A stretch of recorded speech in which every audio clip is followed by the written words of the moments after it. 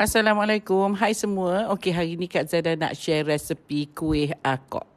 Mula-mula sekali kita perlu masak gula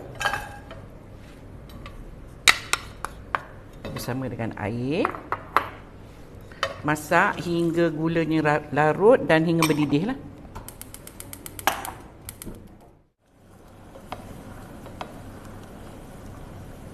Okey. Masak hingga dia mendidih, kemudian bolehlah ditutupkan api. Dan air gula ni perlu disejukkan dahulu sebelum kita bancuh dengan bahan-bahan lain. Kemudian setelah air gulanya sejuk, kita nak kisarkan semua bahan lain. So, kita perlu tapis dulu air gula ni ya. Sebab biasanya air gula kabung ni dia banyak hampas ya. Banyak pasir. So, kita perlu tapis dia sebelum kita kisar dengan bahan-bahan lain. Okey, dah masukkan air gula dalam blender. Kita masukkan juga daun pandan. Masukkan tepung gandum. Masukkan santan.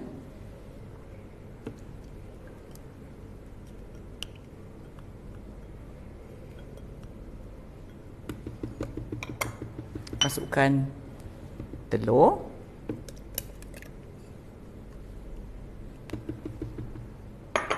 Dan akhir sekali kita masukkan garam. Kita perlu blend hingga kesemuanya halus dan blend semuanya lah. Okey, bolehlah matikan blender.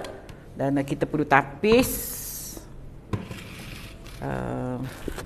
adunan ni lah. Kita perlu tapis dulu sebelum kita boleh gunalah.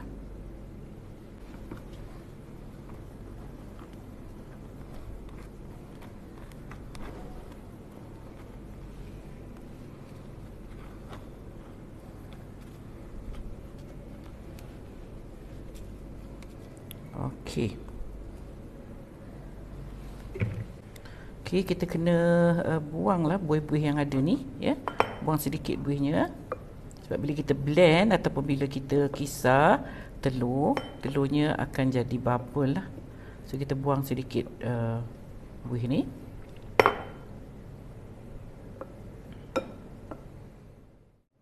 Okey, untuk buat kuih akak ni Kak Zada guna acuan ni. Kak Zada beli di Shopee saja. Perempuan boleh dapatkan acuan di Shopee. Cara dia, Kak Zada letakkan pengalas seperti ni supaya kita tak bakar direct api, sebab kita takut nanti dia hangus. Jadi kita alaskan dengan apa-apalah supaya dia panasnya tu tidak terlalu panas lah.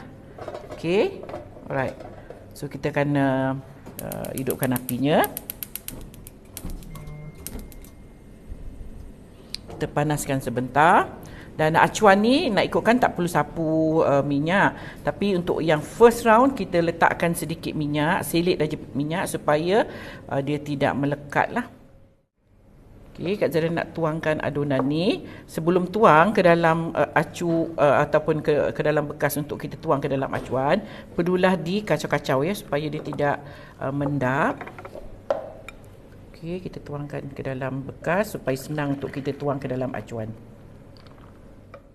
Setelah acuannya panas, kita bolehlah tuangkan adunannya. Kalau acu yang Kak Zada guna ni, kita tuang agak setengah daripada acuan. Okey. Setengah saja dah cukup ya. Kita perlu tutup dia dan kita bakar dia lebih kurang 15 hingga 20 minit. Okey, nampak tu dia dah mula naik, dah penuh, dah melimpah keluar daripada acuan. Tetapi nanti bila dia dah mula nak masak, dia akan turun ke bawah. Dia akan mengecut lah. Itulah kuih akak. Okey, nampak tu. Dia dah mula sink ataupun rendah ke bawah. So Kak Zaidah nak terbalikkan, sebab biasanya kuih akak ni di bahagian atas ni agak brown juga, sebab kalau ikut tradisional dia akan bakar menggunakan api atas dan bawah. Atas tu dia pakai sabut dan dia letak di bahagian atas supaya garing di bahagian atas dan juga di bahagian bawah. So hari ni kita tak boleh nak bagi dia garing di bahagian atas, so Kak Zaidah akan terbalikkan dia. Okey, kita akan terbalikkan dia sebentar.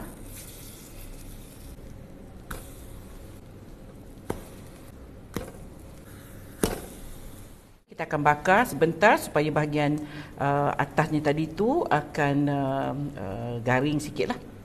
So kita bakar lagi lebih kurang dalam 5 hingga 10 minit. Okey, dah pun masak kuih akak kita. So kita nak keluarkan daripada acuan. Ini di bahagian belakang dia, bahagian bawah permulaan tadi. Kak Zaidah terlangkupkan dia supaya bahagian atasnya jadi juga garing nantilah.